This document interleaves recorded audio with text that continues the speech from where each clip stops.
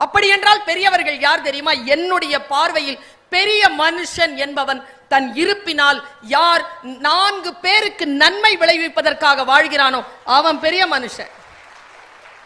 அந்த பெரிய மனுஷனா நம்ம பிள்ளைய நம்ம வளர்க்கிறோமா?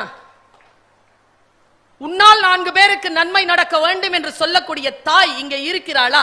அவள் தன்னுடைய குழந்தைக்காக பெரிதினும் பெரிதை கேட்கிறாள். நான் இந்த விஷயத்தை சொல்றேங்க. தாயாகவும் தந்தையாகவும் இருப்பது என்பது ஏதோ உயிரியல் விளைச்சல் கிடையாது.